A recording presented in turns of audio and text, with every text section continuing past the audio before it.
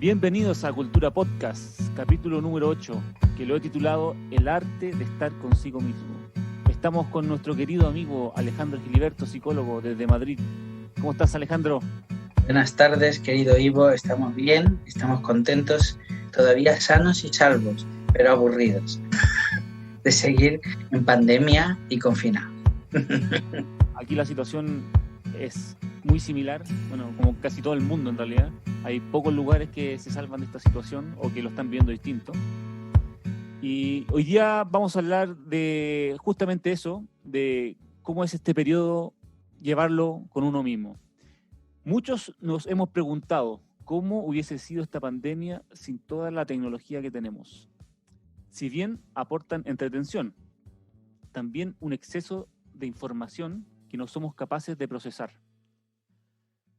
Pero ninguna de estas cosas nos eximen de una situación, ni antes ni ahora, de la conversación obligada que tenemos con el que llevamos dentro, de la a veces peligrosa introspección que nos puede llevar al medio de la nada.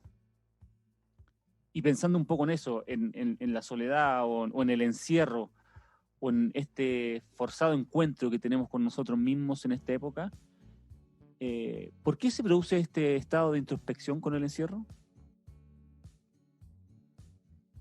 Bueno, nosotros crecemos en los vínculos.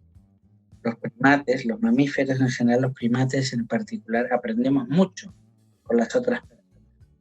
Entonces tenemos una tarea básica que es individual. Por eso, en principio, somos vínculos familiares, con los padres, con los hermanos, y poco a poco vamos tomando decisiones, vamos siendo cada vez más autónomos. Y entonces llega un momento en que uno debe despejar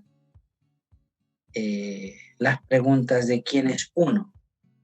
Si yo estudio porque me lo dijeron, si trabajo porque me dijeron que había que trabajar, si fui abogado porque me dijeron que tenía que ser abogado, o es lo que deseaban. Entonces, en el momento en que tenemos actividades, estamos constantemente volcados a los demás.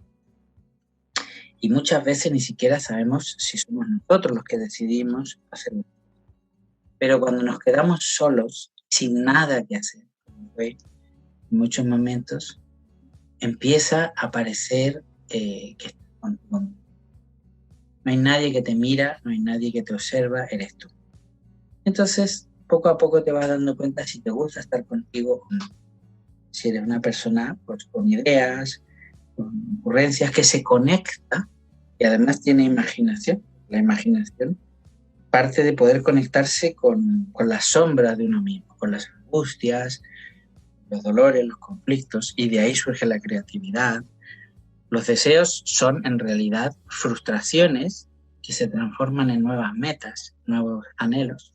Entonces todo eso hace que cuando estamos solos no podemos más que estar en contacto.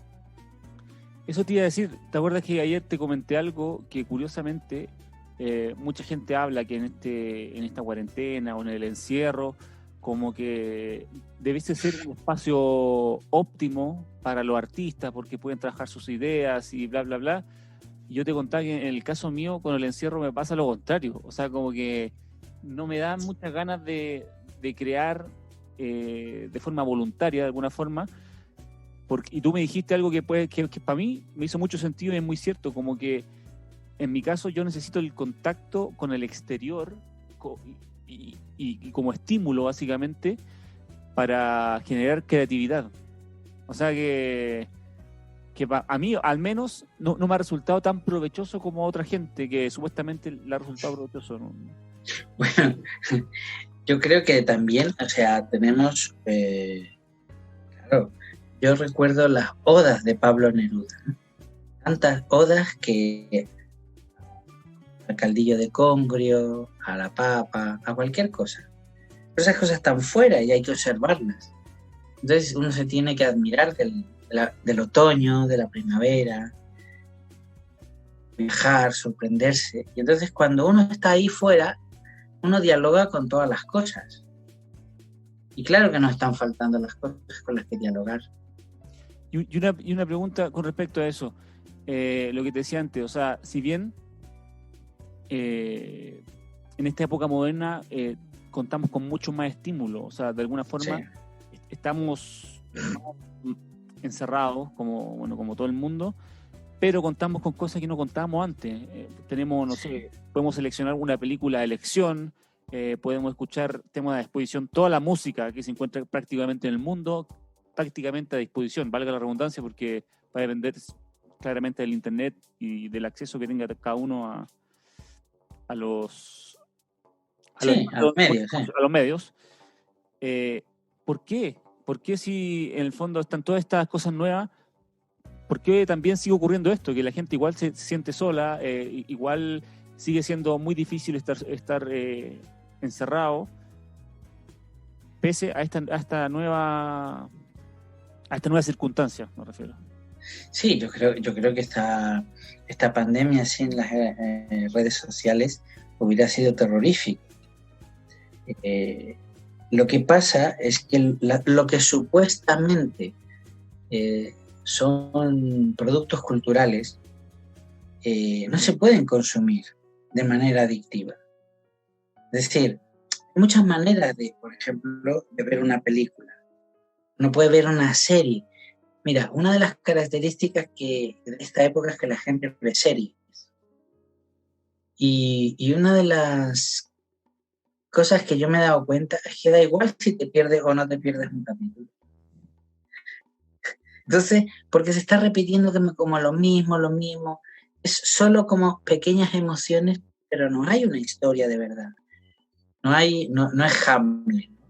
Entra Hamlet, descubre algo, tiene un sueño, el padre, la calavera, el fantasma del padre le dice que lo han envenenado, que fue el nuevo marido de la madre, y entonces Hamlet se vuelve loco y no se puede perder el hilo.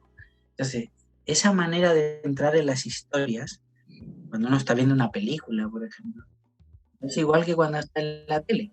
En la tele parece que primero no está todo apagado. O sea, una de las cosas interesantes del cine es que está todo oscuro.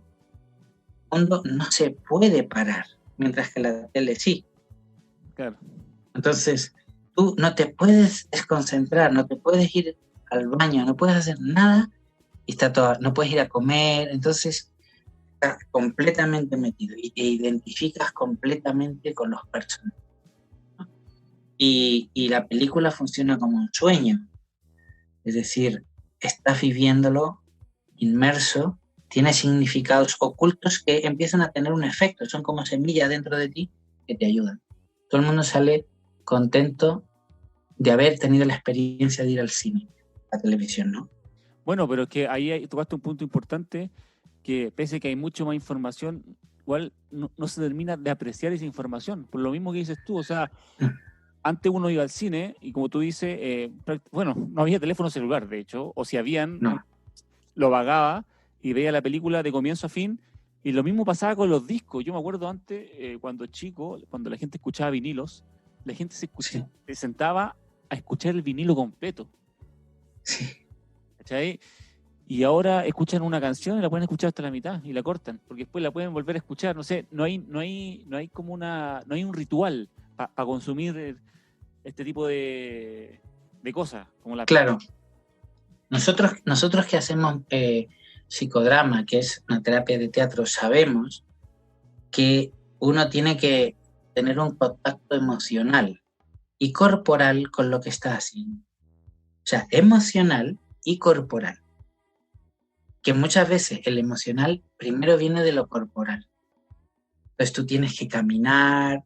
Cuando tú vas caminando te vas preparando para ir al cine. Hay gente que no puede tal y ahora mismo el nervio de ir al cine intenta a la gente hacer comercio con palomitas de maíz, cabritas.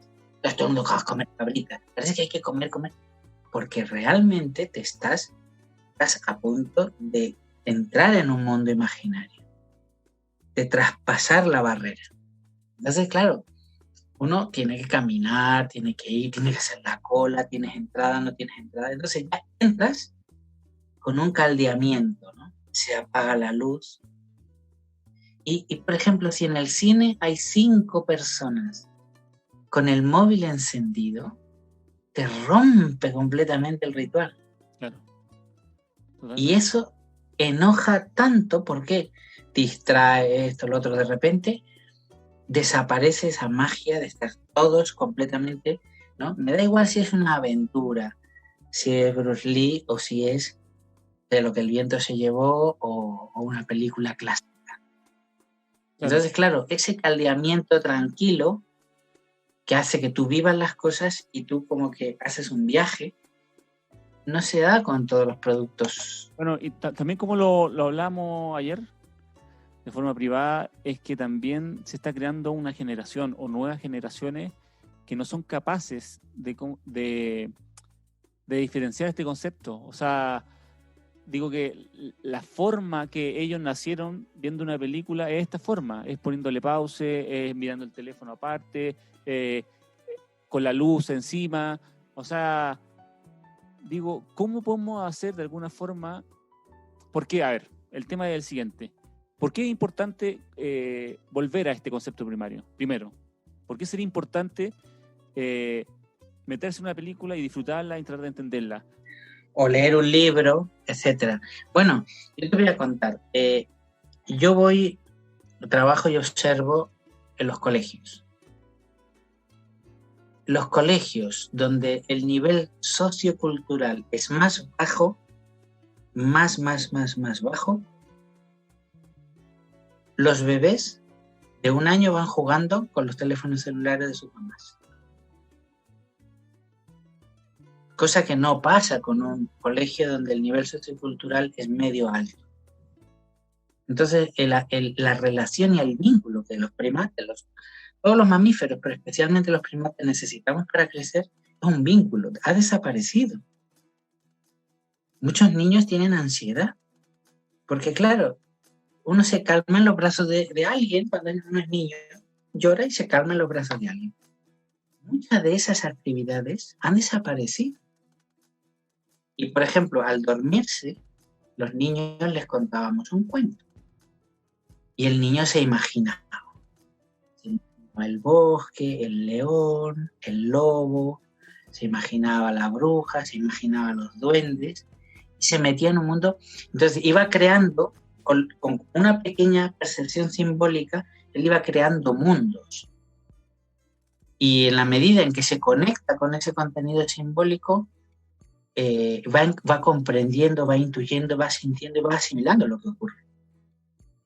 Y entonces es capaz de crecer y madurar.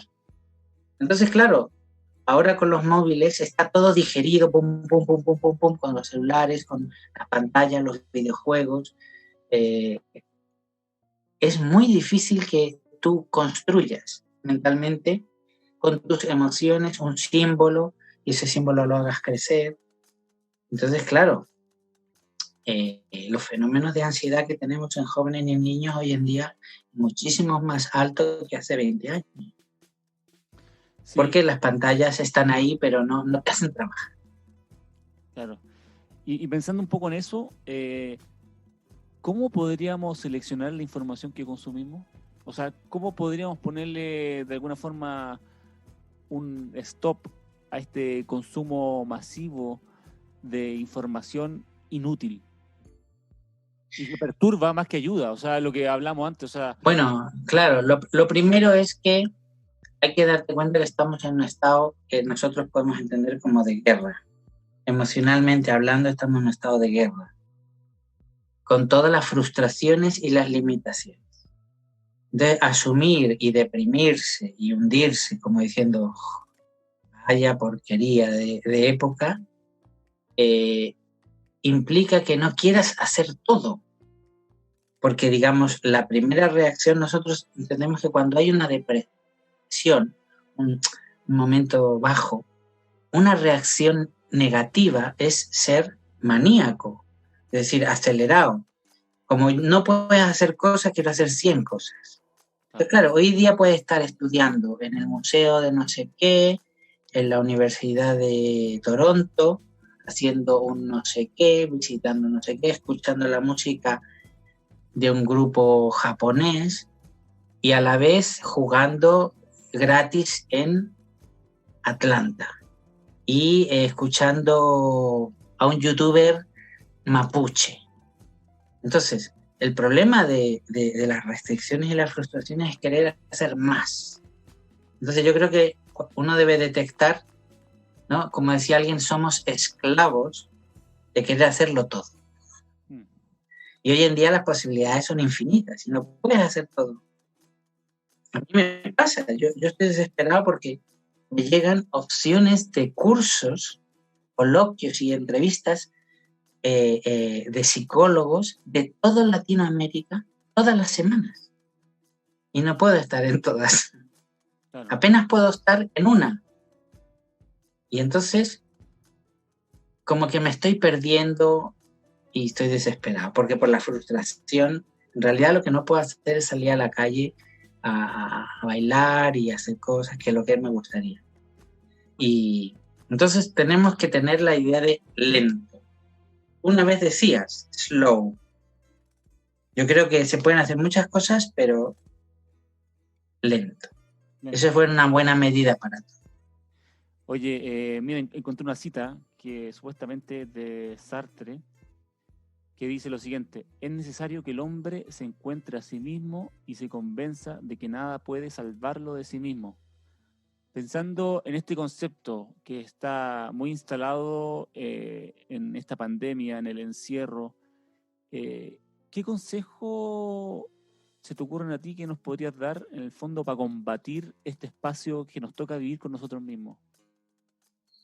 Bueno, fíjate, me venía pensando en la creatividad y venía pensando en lo que decía, ¿no? De repente que tienes menos ganas de crear.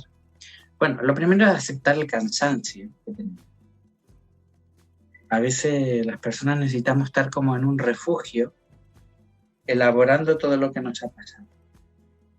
Y, por ejemplo, el cuerpo.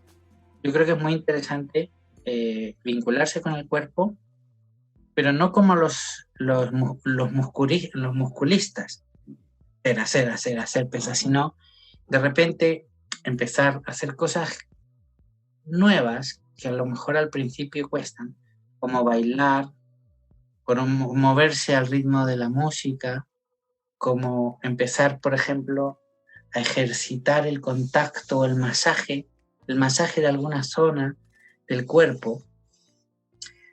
Por ejemplo, tenemos que pensar que cada cosa de nuestra vida está en un lugar del cuerpo. No está en nuestra mente. Lo que siempre nos han engañado es que las cosas están en la mente. Entonces, recuperar un poquito en qué lugar del cuerpo están las cosas. Por ejemplo, si yo digo, me gusta mucho jugar a los bolos, ¿no? A los bolos o esos juegos viejos de la petanca, no sé cómo se llama en Chile la petanca, esas bolitas que se tiran en la arena y tienen que caer, todos los viejitos juegan tirándole a quien cae más cerca, ¿no? Unos bolos más tradicionales. ¿En qué lugar del cuerpo tengo esa alegría? O incluso la alegría. ¿En qué lugar del cuerpo la tengo? Porque si uno dice, no, ya la alegría es un sentimiento, ¿no? Eso es falso. Siempre la alegría está en un lugar. El miedo, ¿dónde está? Incluso el aburrimiento. Entonces de repente, yo por ejemplo, los nervios casi siempre los tengo en el estómago. Ya. Pero la alegría, ¿dónde está para mí? La alegría para mí está, por ejemplo, casi siempre en la cara. En la cara, otras veces está en el pecho. Entonces uno puede empezar, digamos, a recorrer esos pequeños, hacerse masajes y de repente, yo por ejemplo, he descubierto unos masajes que me hacen sentir toda la piel. Y fíjate, yo estoy perdido, estoy aquí aburrido en mi casa y de repente cuando logro esa sensación, siento una paz total, una alegría, una sensación de haber escapado, como si me hubiera ido a la playa. Y eso es porque le he dado un lugar al cuerpo. cada cosa que hacemos, yo creo que hay que hacer un esfuerzo mayor por conectarla con algún lugar de nuestras emociones, de nuestro cuerpo, de nuestra historia. Entonces, bueno, es un ejercicio que yo uso mucho para trabajar en grupos, que es el cuerpo. Y una vez que el cuerpo se ha movido, incluso, por ejemplo, ponerte de pie, empezar a mirar las paredes de tu casa. Mirar los detalles, y de repente te van a venir sentimientos, van a venir recuerdos, sensaciones, sentir lo que pesa tu cuerpo. Casi nadie sentimos lo que pesa el cuerpo. Caminamos, pero no sentimos. Fíjate, hay un término que se llama la energía, y toda la gente piensa que es un rollo así medio oriental. Místico. Y tú coges y te pones encima del suelo, y hay una energía que es la gravedad enorme. Le llamamos gravedad, pero tu cuerpo es atraído sobre el suelo ¡fua! De una manera bestial, como si estuvieras en un aspirador gigantesco que te chupa y te deja pegado al suelo. Imagínate si eso pasara contra el techo. Dirías que... Entonces, de repente, sentir toda la fuerza de la gravedad y cosas así con el cuerpo nos sacan bastante de nuestro aburrimiento y empieza uno como a tener otra relación. Sí, y ya eso me quedó súper claro. Y también, en la misma dirección, ¿cómo podemos evitar esa introspección que a veces puede ser un poco peligrosa? Digo, que nos puede llevar como al medio de la nada, como dije al comienzo, o sobrepensar cosas que ya nos sacan un poco del sentido ya, o de nuestra... Yo creo que eso que tú dices, el vacío, en realidad el vacío es una falta de conexión. Bueno. Es decir, es empezar a tomar contacto con algo, pero no llegar a ello. Y entonces, ¿qué es lo que hay que hacer? Encontrar un camino suave para conectar. Porque cuando uno es chico, por ejemplo, tiene vivencias que todas las vivencias a veces le son exageradas, excesivas. Imaginemos el primer día que fuimos al colegio. Siempre te asusta, tal. Después te parece normal, pero esa vivencia exagerada se queda. Entonces, yo te diría que una de las formas así más suaves de conectarse con algo, con ese vacío, a ver qué hay, es inventar una fábula. Cualquier cosa. Es como, y ahora, esta era una vez, yo por ejemplo, voy a decir, esta era una vez un topo que vivía debajo del suelo. Y ese soy yo. Y empezar a contar la fábula y escribirla. De las vivencias, de cómo está. Este era un topo que estaba encerrado, que no lo venían a ver sus amigos. Cualquier cosa. Y de repente, a través de esas metáforas con fábulas, como que uno va destilando el sentido profundo y deja de estar como con miedo de sí mismo. Bueno. Esas son nuestras vivencias. La gente que, por ejemplo, está casi en pánico, un ataque de locura, piensa que le va a dar locura, piensa que se va a volver loco, piensa que no puede más, está desconectada. Estamos hablando no de una situación, estamos hablando de él como persona. Le tiene terror. Y entonces nosotros lo que hacemos es reconectarlo. Interesante. Y ese es uno de los métodos. Entonces, no, por ejemplo, no es relajarse no sirve, porque en esos casos te desconectan más. Ese relajarse de los zen, no. Entonces, ¿cómo te reconectas, por ejemplo? Es con masajes duros al cuerpo. Sentir el cuerpo por todos los lados fuerte y sentirlo, apretar todos los lados de todos los músculos, por ejemplo. Y poco a poco ir conectando físicamente y emocionalmente las vivencias. Tirar del hilo de dónde salió ese momento de tanto pánico. Estoy hablando de gente muy grave, ¿no? Pero estas situaciones actuales tienen eso. Nos desconectan y cuando estamos desconectados da más pánico. Porque no sabemos lo que nos vamos a encontrar.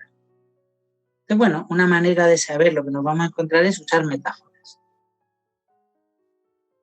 Otra manera es usar películas. Me encuentro como la invasión zombie, o me encuentro como la invasión de los ultracuerpos.